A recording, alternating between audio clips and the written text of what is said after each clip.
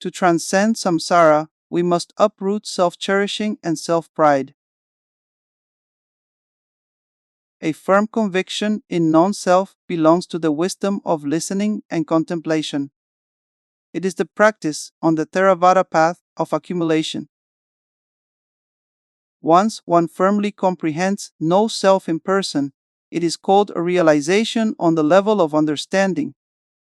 Then, reflect on the Four Noble Truths and non-self during meditation. This is the path of joining, where one develops the wisdom of meditation. The intensive practice at this stage is to deepen and refine the insight into the Four Noble Truths. This wisdom of meditation is what we commonly call guiding the mind in the right direction. Meditate on the five aggregates: multiplicity, dependent arising, lack of singularity, momentariness, impermanence, three types of suffering, lack of inherent control, and selflessness. Such correct attention is called the wisdom of meditation. This is our primary practice: train the mind during meditation. When we listen to the Dharma, we primarily cultivate the wisdom of listening and contemplation.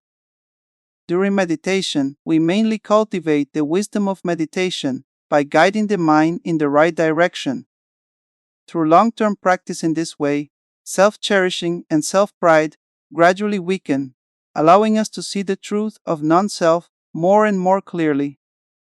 This is the path of joining, which consists of 4 stages: the stage of warmth, the stage of summit, the stage of acceptance, and the stage of supreme attribute.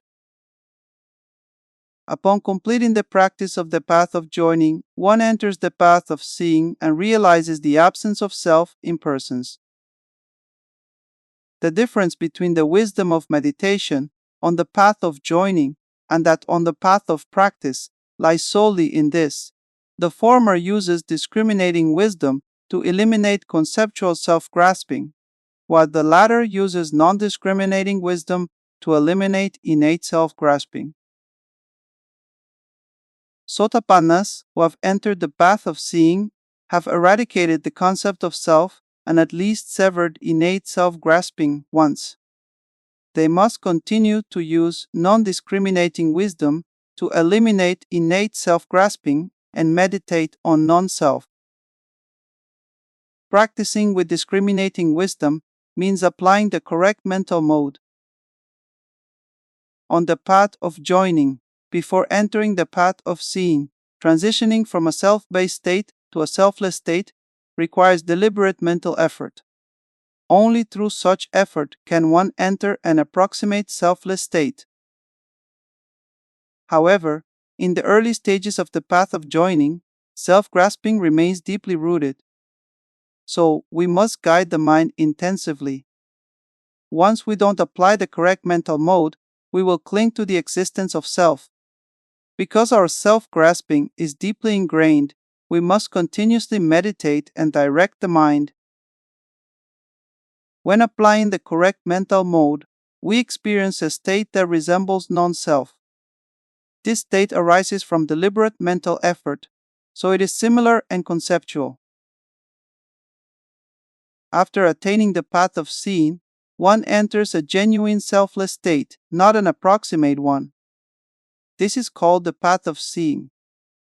At this stage, one no longer needs to exert mental effort, but can directly abide in the truth of non-self. That's why it's called non-discriminating wisdom. After reaching the path of seeing, one gradually eradicates innate self-grasping, along with the attachment and pride to I and mine. In the Chan tradition, after realizing the true nature of the mind, one must maintain that realization. Similarly, after attaining the path of seeing, one should maintain the insight of non-self. This means keeping oneself in a state of selflessness. Once self-clinging arises, one should meditate on non-self and return to the selfless state. In daily life, self-grasping may still arise. Therefore, we must activate mindfulness and enter the state of non-self. With continued practice, we can abide in the state of non-self at any moment. Gradually, once we turn on awareness, we naturally dwell in that state. In this way, we can progressively advance to the second, third, and fourth stages of awakening. Nowadays, some arrogant individuals believe they have the capacity to practice the Chan tradition. Unaware of their own spiritual level, they yearn to realize the true nature of the mind. In fact, only the reincarnations of great masters have such capacity. But in this degenerate age, how many practitioners are reincarnated masters? If one were truly the reincarnation of a great master, then realizing the Hinayana emptiness would be a piece of cake to them. With a little study, they could quickly realize non-self. Then, under the guidance of a qualified spiritual teacher and through studying Mahayana scriptures, they could swiftly realize Mahayana emptiness and eradicate attachment to the self in phenomena. Finally, by following an enlightened teacher and contemplating profound meditation topics or stories, they could, when the conditions ripen and they resonate with the approach, uproot fundamental ignorance and realize the true nature of the mind. This is the path that every practitioner must go through, without exception. We are like infants, unable to walk steadily even on flat ground, let alone walk a tightrope. According to our capacity, we should earnestly cultivate compassion and bodhicitta, meditate on the Four Noble Truths, practice the path to liberation, and aspire for rebirth in the Pureland. From the above analysis, we should understand that the foundation of supramundane paths is aspiring to realize the wisdom of emptiness. We find it hard to achieve spiritual attainments because we lack unwavering conviction in no self and person. If we develop a firm understanding through study and contemplation as preparation for the wisdom of meditation, the qualities of the more advanced paths will gradually arise. This refers to the path of accumulation, the path of joining, the path of seeing, the path of practice, and the path of fruition. I have explained these 5 paths when expounding the stages and levels of Dharma practice. When practicing the Hinayana path of joining, we should start cultivating the Mahayana bodhicitta. We shall practice the Theravada path to liberation with bodhicitta as our motivation. Since our bodhicitta is still conventional, we need to practice the path to liberation as a supporting condition. We should cultivate bodhicitta and practice the path to liberation simultaneously. Thus, these 2 practices can support each other. Practicing the path to liberation with bodhicitta is completely different from practicing it with the Hinayana motivation, which strives to liberate oneself from samsara. Some individuals mistakenly believe that after generating bodhicitta, there is no need to practice the path to liberation. This opinion is totally wrong. As clearly stated in the great treatise on the stages of the path to enlightenment, after generating bodhicitta, one should practice the 6 perfections: generosity, ethical discipline, patience, diligence, concentration, and wisdom. To attain the Mahayana wisdom of emptiness, one must first cultivate the Hinayana wisdom of emptiness. We cannot skip the earlier stage. Cultivate bodhicitta while practicing the Hinayana path of joining. In this way, we develop bodhicitta and meditate on non-self at the same time. Once we gain a firm understanding, we should repeatedly nurture it. Practicing the path of joining aids the cultivation of bodhicitta. We should meditate on non-self while generating conventional bodhicitta. This is the most suitable stage to cultivate bodhicitta. Suppose someone hasn't even completed the Hinayana path of accumulation, hasn't sufficiently studied and contemplated the dharma, and lacks practice and realization on the path of joining. Yet, they attempt to skip the path to liberation and jump straight from the human and heavenly vehicle to the bodhisattva path. They won't make any progress.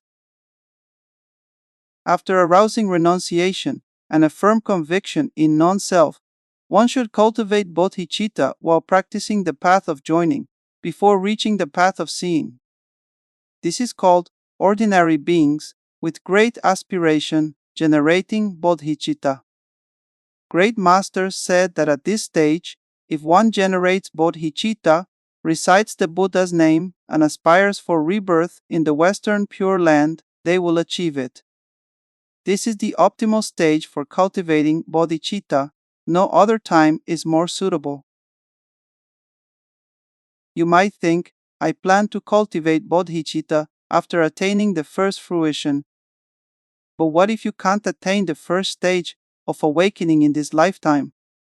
Then you won't generate bodhicitta. As a result, you cannot secure your next life. What will you do then? Therefore, this plan doesn't work. Moreover, after attaining the first fruition, one is prone to leaning toward the Hinayana path and entering the nirvana of emptiness, which obstructs the cultivation of bodhicitta. At that point, it's not easy to arouse bodhicitta. I've explained it clearly. We should cultivate bodhicitta during the Hinayana path of joining and aspire for rebirth in the Western Pure Land. This is a practical approach. Other plans are nothing more than empty, unrealistic slogans. In this degenerate age, people may worry about their spiritual prospects after rebirth. In that case, we can cultivate bodhicitta now. After arriving in the Western Pure Land of ultimate bliss, we can continue to practice, realize non-self, and attain the path of seeing. If one hasn't reached the stage of seeing on the path to liberation, still at the stage of joining, but generates bodhicitta, one can be reborn in the realm of ordinary and enlightened beings coexisting in the Western Pure Land. If one has entered the stage of seeing, one can be reborn in the realm of expedient liberation. If one has attained the first bodhisattva ground, or higher, that is, having realized no self in phenomena, one can be reborn in the realm of real reward.